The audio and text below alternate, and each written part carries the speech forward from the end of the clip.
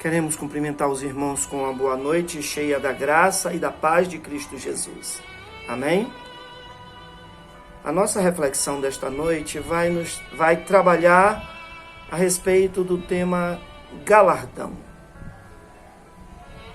Devo dizer antes de qualquer coisa que é comum nós evangélicos falarmos sobre a salvação pela graça. E isso está correto, porque a Bíblia nos diz na carta de Paulo aos Efésios, no capítulo 2, no versículo 8, pela graça sois salvos mediante a fé, isto não vem de vós, é dom de Deus, não vem das obras, para que ninguém se glorie. Mas eu devo dizer, irmãos, que quando a Bíblia nos fala sobre a vida eterna, ela nos fala que esta vida eterna começa com a salvação. Mas a Bíblia também nos fala de galardão. Nós crentes, geralmente, não costumamos falar muito sobre galardão. Por alguns motivos. Talvez pelo fato de não querermos parecer com os católicos que pregam a salvação pelas obras, contrariando a Bíblia. Talvez até por entendermos que não temos nenhum merecimento diante de Deus e não queremos trazer conosco aquela ideia de trabalhar para Deus visando alguma coisa que porventura tenhamos a ganhar após a morte. A salvação nos é dada de graça por Cristo Jesus.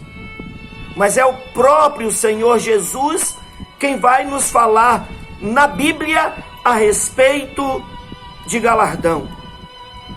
A Bíblia nos ensina, a salvação é pela graça. Mas além da graça, a Bíblia nos fala sobre galardão.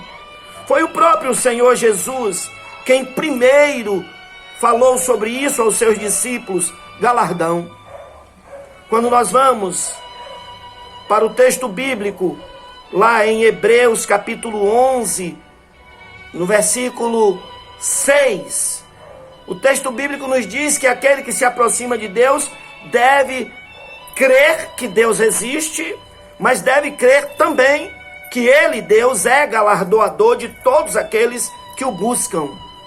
Mas como eu disse, foi o próprio Senhor Jesus quem primeiro nos falou sobre galardão. Está lá registrado no Evangelho de Mateus, no capítulo 5, no versículo 12, quando Jesus Cristo nos diz que bem-aventurados sois vós quando vos perseguirem e mentindo disserem todo mal contra vós por minha causa.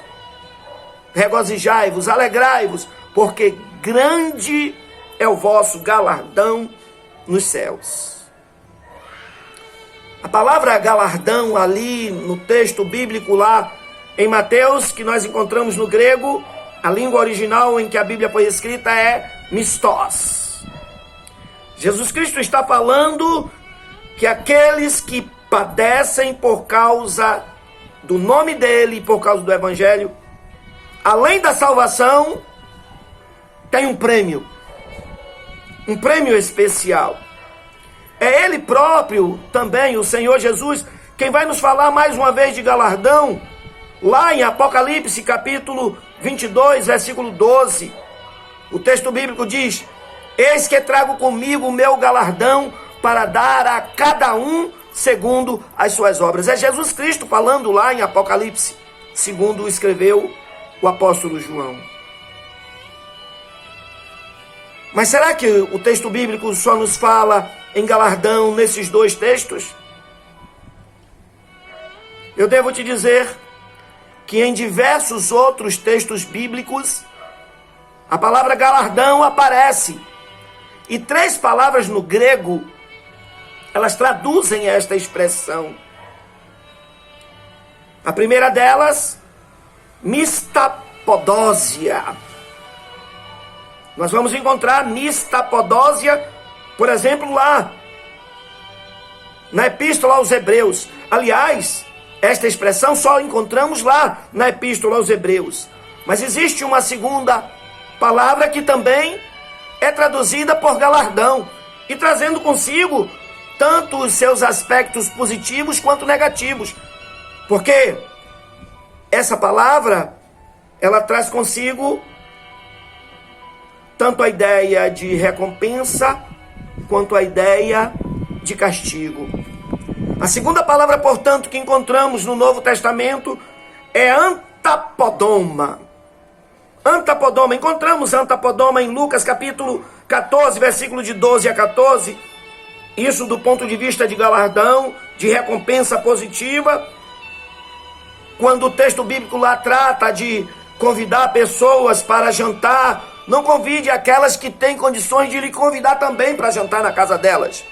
Convide aquelas que elas não terão condições de lhe convidar, até porque são necessitadas, mancos, aleijados, cegos.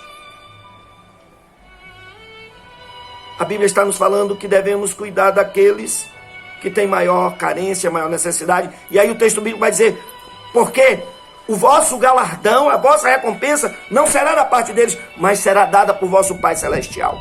Quem cuida dos necessitados está prestando um serviço a Deus. Existe uma terceira palavra, antimistia.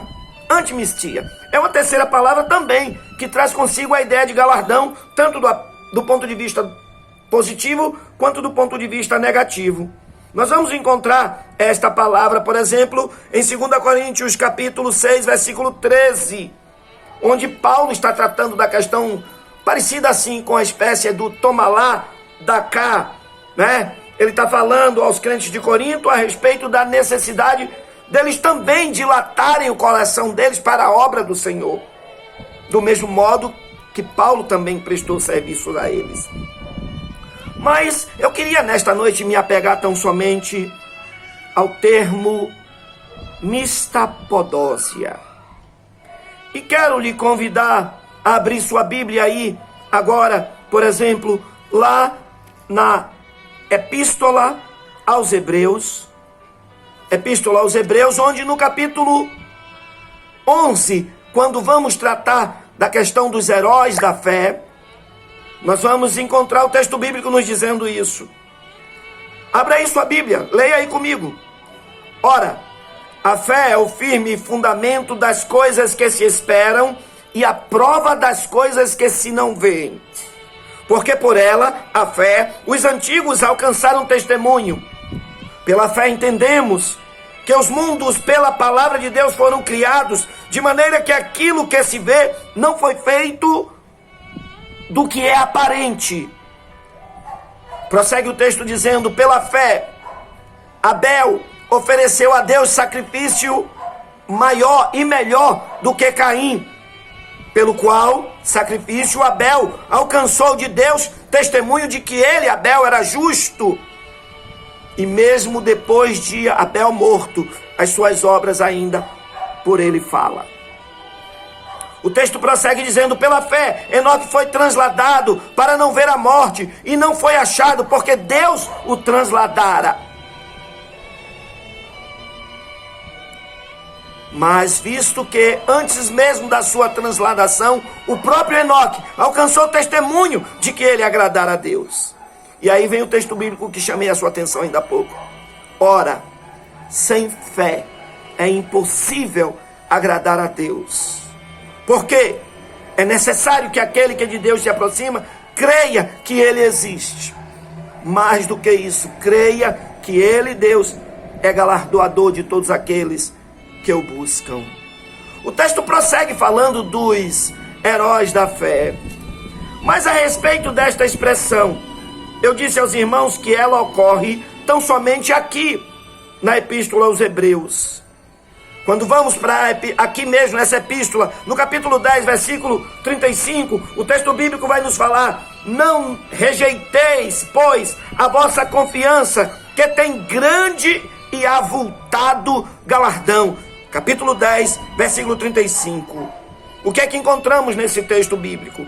Encontramos um encorajamento para permanecer firme em relação ao galardão que temos em vista. permanecer firme, não necessariamente com relação à salvação, porque essa já nos foi dada por Cristo Jesus, mas continuemos trabalhando em favor da causa dele, porque temos um galardão a receber da parte dele. Percebam, queridos, que o texto está tratando disso, desse serviço prestado, posto que no verso 34, o destaque dado ali nesse contexto é com relação à perda temporária, enquanto no mundo aqui, perda, mas em vista de algo maior e melhor que temos a receber nos céus. As perseguições podem se levantar. As perseguições podem ser internas e externas. E poderemos vir a perder, e perder muito. Mas nós temos em vista algo maior e melhor. Quando vamos para este capítulo 11, falando a respeito dos heróis da fé, o capítulo da fé, nós vemos Moisés sendo exaltado ali no texto pelo fato dele abandonar os prazeres da corte do Egito, porque ele, Moisés, tendo em vista as maiores riquezas, ele, Moisés, tendo em vista as vergonhas padecidas por causa de Cristo, ele olhava para algo que era muito maior e muito melhor do que os tesouros que o Egito poderia lhe fornecer. Sim, Moisés tinha em vistas uma recompensa maior, galardão nos céus. Está lá em Hebreus 11, 26. Moisés poderia manter os olhos apenas no que ele poderia ganhar neste mundo aqui. Mas ele, Moisés, ele prefere levantar os olhos e manter o seu olhar fixo na eternidade. Os bens, as riquezas deste mundo aqui, ainda que sejam importantes para nós, para nossa manutenção, e é justo, é lícito trabalharmos e ganharmos, mas precisamos ter em mente que nós temos tesouros maiores e melhores. A pergunta que posso fazer aos irmãos: o que você tem perdido por amor ao Evangelho? Do que você tem aberto mão para prestar um maior e melhor serviço ao Senhor? Qual tem sido o tamanho da sua renúncia? Talvez você tenha as forças, tenha as armas para lutar, para garantir o que é seu, e é justo, é lícito, é legítimo que você lute. Mas muitas vezes temos aberto mão, não porque não tenhamos coragem de lutar por aquilo que é nosso, mas porque temos em mente, em vista, recursos maiores e melhores que Deus tem por nós e para nós na eternidade. Eu devo dizer, concluindo esta mensagem, que muito mais tem Deus para nos dar do que o diabo para tomar. Eu posso renunciar à minha vida, eu posso renunciar tudo quanto eu tenho e tudo quanto eu queira fazer neste mundo aqui, por amor ao trabalho de Deus e por amor ao Evangelho. Eu sei que posso fazer isso e que isso tem uma recompensa. Tenha claro na sua mente isso, meu irmão. As coisas aqui neste mundo vão passar, tudo vai se perder. Mas aquilo que Deus tem reservado para nós, além da salvação, da eternidade com Ele, muito mais tem o Senhor para nos dar. Uma coroa nos céus, um galardão, um prêmio, uma morada. Que possamos ter os olhos fixos nisso e manter viva a nossa esperança, trazendo no coração aquilo que Paulo disse aos crentes aqui de Corinto, nessa primeira carta, no capítulo 15, versículo 58.